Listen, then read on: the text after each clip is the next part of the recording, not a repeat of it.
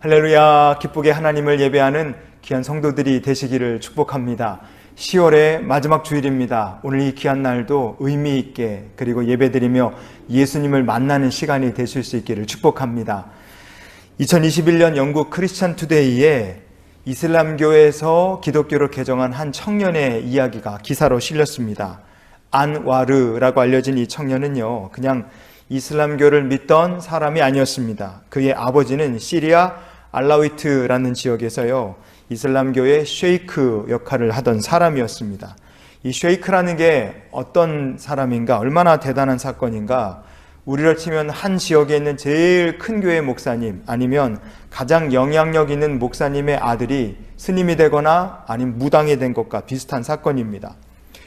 그럼 이렇게 질문해 봐야 되죠. 왜 그는 기독교인이 되었을까?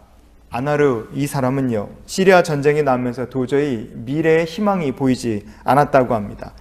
전쟁을 피해서 도망을 다니면서 마음이 외롭고 우울하고 결국에 나중에는요, 몸도 마음도 연약해지니까 우울증이 와서 자살 충동까지 생겼다고 합니다. 그때 아나르에게 한 기독교인 친구가 와서 복음을 전한 거예요. 신앙을 한번 가져봐라. 아나르가 처음에는 굉장히 회의적이었다고 합니다. 그러나 기독교가 무엇인지 한번 알아나 보자, 이런 궁금증이 생겨서 그는 이런 마음으로 말씀을 배우고 기도를 배우기 시작했습니다. 처음에는 아무런 변화도 없더랍니다. 그래서 굉장히 실망하고 시시하다, 이렇게 기독교라는 게 참 시시하다, 그런 생각을 했다 그래요. 그런데 말씀을 계속 듣고 말씀을 계속 읽다 보니까 어느 순간 갑자기 마음속에 예수님이 믿어지기 시작하더랍니다. 그 이후로 그는 유튜브를 통해서 말씀을 계속해서 찾아서 듣고 그리고 말씀을 배우기 시작했어요. 나중에는 너무나 예수님을 사모하는 마음이 이렇게 커져서 비밀스럽게 예배에 참석하게 되었다고 합니다. 만약에 누군가가 그는 기독교인이고 예배에 참석하는 사람이다, 이 사실이 만약에 발각된다면 아나르는 그냥 죽은 목숨이었습니다. 하지만 그는 고난 속에서도 계속해서 믿음을 키워나갔어요. 결국에 아나르의 형들이 동생이 기독교인이고 교회 예배에 참석한다는 것을 알게 됐습니다. 형들이 알게 됐으니까 형들이 선택하는 거예요. 이 녀석을 목을 잘라서 죽일 것인가, 아니면 가족 중에서 영원히 추방할 것인가. 결국 형들은 동생을 고민하다가 추방해 버렸습니다. 가족들로부터 추방된 아나르는 오픈도어 선교회라는 곳에서 마련을 해준 시리아 희망센터에 지금 머물고 있다고 합니다. 그는 쫓겨났고 그의 미래는 알 수 없습니다. 하지만 그는 마음속에 지금도 한 가지 변치 않는 소망을 가지고 산다고 합니다. 자기 가족들이 자기처럼 예수님을 영접하게 해주시옵소서. 이게 한 청년의 소망이라고 합니다. 성도 여러분, 도대체 기독교 신앙이란 게 뭐길래 이렇게 많은 사람들이 목숨을 걸까? 기독교 신앙이란 게 뭐길래 사람들이 자기 인생을 그렇게 거는 것일까? 여러분, 왜 그렇게 많은 사람들이 예수님을 위해서 목숨도 걸고 재물도 능력과 그리고 자기의 쌓아오는 모든 업적을 다 주님을 위해서 이렇게 던지는 것이겠습니까? 그것은 예수의 이름 안에 능력이 있고 생명이 있고 구원이 있기 때문에 그렇습니다. 오늘 예배드리는 모든 분들이 예수님 안에 있는 은혜와 구원과 능력과 그리고 참 자유를 얻는 주님의 귀한 백성들이 되실 수 있기를 축복합니다. 왜 우리가 예수님을 믿어야 하는 것입니까? 첫 번째, 예수님을 믿어야 하나님 아버지를 알 수 있기 때문에 그렇습니다. 요한복음 1장의 18절 말씀해 보시면요, 본래 하나님을 본 사람이 없으되 아버지 품속에 있는 독생하신 하나님이 나타내셨느니라. 아멘. 하나님은 사람의 육신의 눈으로 볼 수 없습니다. 그러나 하나님께서 독생자 예수 그리스도를요, 이 땅에 우리와 같은 혈육으로 살과 피를 가진 사람으로 육신으로 보내셨어요. 그래서 누구든지 그 예수님의 말씀을 듣고 그 말씀을 믿고 그 말씀에 따라 회개하는 사람은 어떻게 됩니까? 그 사람은 예수님을 통하여 하나님이 어떤 분이신지를 알게 됩니다. 왜냐하면 예수님께서 하나님이 어떤 분이신지를 나타내신다 했기 때문에 그래요. 시편 144편의 15절 말씀을 보시면 이러한 백성은 복이 있나니 여호와를 자기 하나님으로 삼는 백성은 복이 있도다. 아멘. 예수님의 말씀을 듣고 믿고 회개할 때 우리가 여호와 하나님을 나의 하나님으로 알게 됩니다. 선택하게 되는 거예요.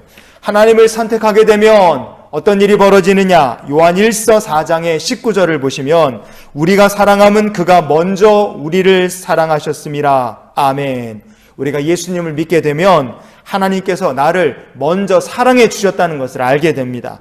하나님이 나를 사랑해 주셨기 때문에 내가 지금까지 살 수 있었구나. 하나님께서 나를 사랑해 주셨기 때문에 내가 예수를 믿고 죄사함을 받고 이 구원을 받을 수 있게 되었구나. 하나님께서 정말로 나를 참 많이 사랑해 주셨구나. 예수님을 믿는 사람은 이렇게 하나님의 사랑을 바로 알 수 있게 되는 것입니다. 이렇게 예수님을 믿고 하나님의 사랑을 알게 되면 그럼 어떻게 되느냐? 그 사랑을 알게 되고 하나님을 알게 된 그 사람의 인생의 태도가 달라지게 됩니다. 어떻게 달라지느냐? 오늘 본문 말씀이 이렇게 말씀하죠. 그런즉 너희는 먼저 그의 나라와 그의 의를 구하라. 그리하면 이 모든 것을 너희에게 더하시리라. 아멘. 예수를 믿지 않는 사람의 삶의 인생 목적이 무엇이겠습니까? 이익을 추구하고 살고, 그래서 부자가 되기를 원하죠. 권세를 추구하며 살고, 인생의 재미를 추구하고 살고, 그 외에 딱히 뭐 없습니다. 이게 보통 사람들의 인생의 목표죠. 그러나 예수님을 믿는 사람, 삶의 목적이 완전히 달라집니다. 하나님을 사랑하며 사는 것이 그 사람의 인생의 가장 중요한 삶의 목표가 됩니다. 요한일서 5장 3절에 보시면요, 하나님을 사랑하는 것은 이것이니 우리가 그의 계명들을 지키는 것이라. 그의 계명들은 무거운 것이 아니로다. 아멘. 예수님을 알기 전에 믿기 전에 나는 나밖에 모르는 이기적인 사람입니다. 그런데 예수님을 믿고 난 다음에는 계명을 지키며 삽니다. 하나님의 나라를 먼저 생각하며 살게 됩니다. 성도로서 하나님께서 영광 받으시기를 원합니다. 이런 소망을 가지고 살게 돼요.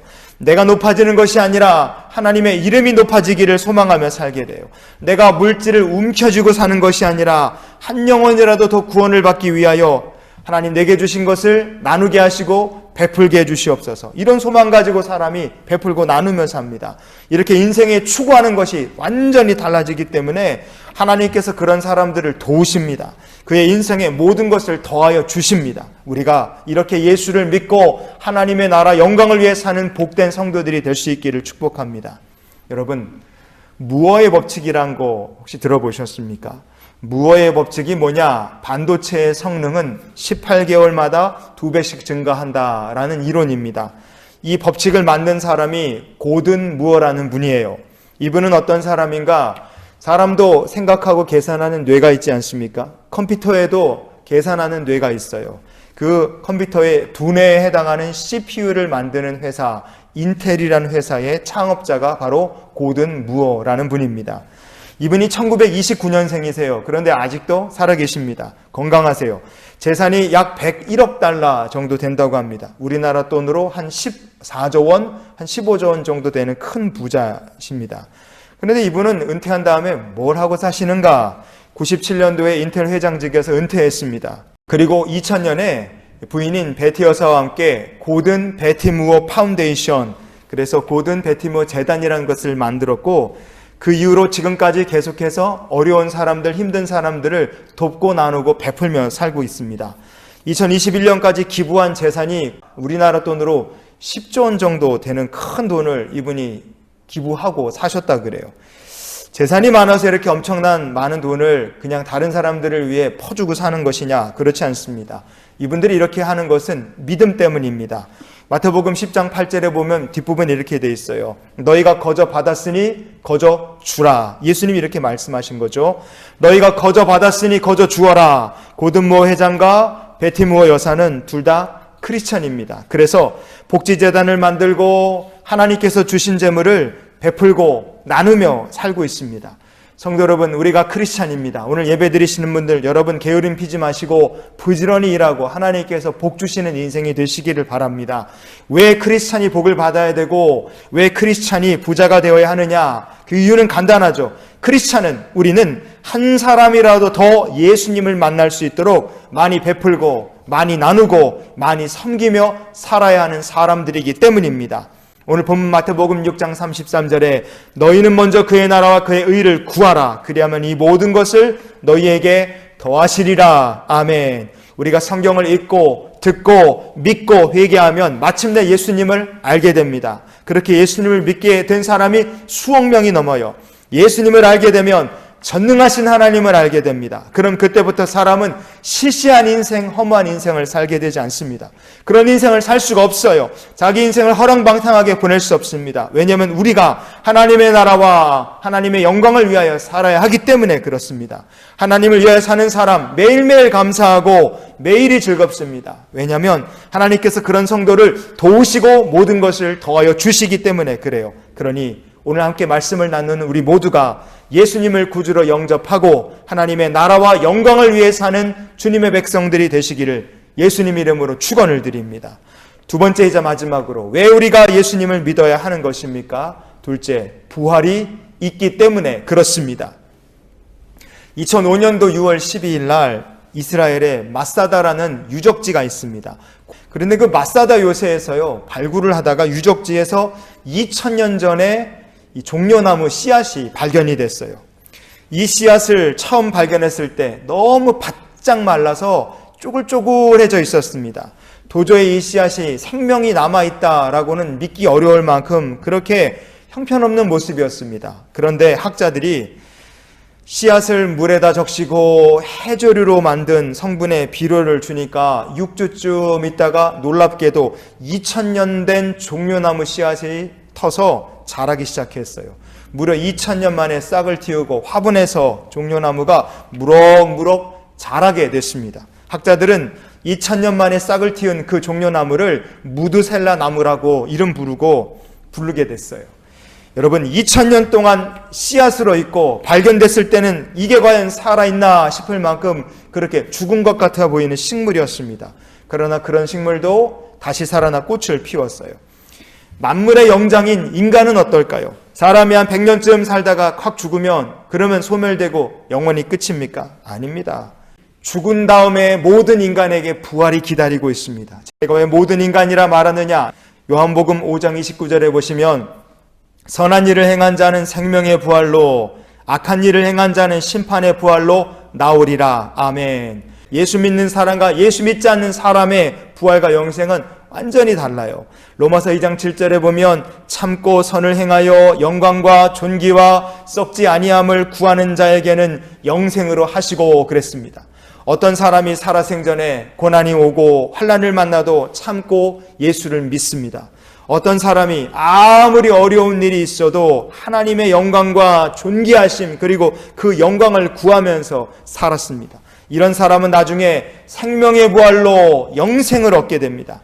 어떤 영생이고 어떤 부활이냐? 누가복음 22장 30절에 보면요, 너희로 내 나라에 있어 내 상에서 먹고 마시며 또는 보좌에 앉아 이스라엘 12지파를 다스리게 하려 하노라. 아멘. 예수를 믿는 사람은 주님과 함께 먹고 마시게 됩니다. 영원히 다스리게 됩니다. 우리가 이런 영생과 영광을 누리는 부활의 성도가 될 수 있기를 원합니다. 그런데 심판의 부활로 나가게 될 사람들은 어떤 부활을 얻게 되느냐? 마태복음 25장 41절에 보시면 또 왼편에 있는 자들에게 이르시되 저주를 받은 자들아 나를 떠나 마귀와 그 사자들을 위하여 예비된 영원한 불에 들어가라 그랬습니다. 사람이 느낄 수 있는 고통 중에서 제일 극심한 고통이 산채로 불에 타는 겁니다. 그런데 심판의 부활로 나갈 사람은 영생을 얻기는 얻습니다. 하지만 그는 그냥 영생이 아니라 영생을 얻어서 영원한 불에 집어던져서 영원토록 지옥불의 고통을 받으며 살게 되는 거예요. 여러분, 그래서 우리가 지금 오늘 여기서 예수님을 구주로 영접할 수 있기를 원합니다. 왜 나는 예수를 믿어야 되느냐? 예수를 믿어야 나를 사랑하시는 하나님을 우리가 알 수 있기 때문에 그렇습니다. 예수를 믿어야 하나님의 계명을 지키며 세상을 살고 예수를 믿어야 하나님께 영광을 돌리며 이 세상을 살게 됩니다. 그렇게 이 땅을 사는 동안 예수를 믿으며 사는 사람이 하나님의 도우심을 누리게 되고 죽은 다음에는 생명의 부활을 얻게 되고 영생을 누리게 되는 것입니다. 하지만 예수를 믿지 않으면 그를 기다리는 것은 심판이고 끔찍한 지옥불의 고통입니다.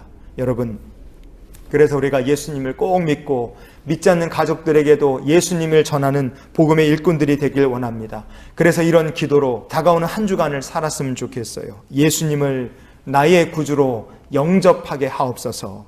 예수를 믿어서 복된 인생을 사는 하나님의 자녀들이 되시기를 주의 이름으로 축원을 드립니다. 기도하시겠습니다. 좋으신 아버지 하나님, 오늘 말씀을 나눈 모든 성도들이 예수님을 구주로 영접하며 이 땅을 사는 동안 하나님의 나라와 영광을 위해 일하는 주의 귀한 축복의 백성들이 되게 인도해 주시옵소서. 복받은 성도들의 삶을 통하여 한 영혼 한 영혼 구원받아 하나님의 나라가 부흥하는 역사 이루어지게 인도해 주시옵소서. 이제는 우리를 사랑하신 우리 구주 예수 그리스도의 그 신내와 하나님 아버지의 크고 놀라우신 사랑과 성령님이 함께 도우시며 내주 교통 역사 충만케 하신 은혜가 세상 향해 나가는 이 귀한 성도들의 앞날 위에 도우시는 주님의 은혜가 지금부터 영원히 함께 하시기를 축원하옵나이다. 아멘.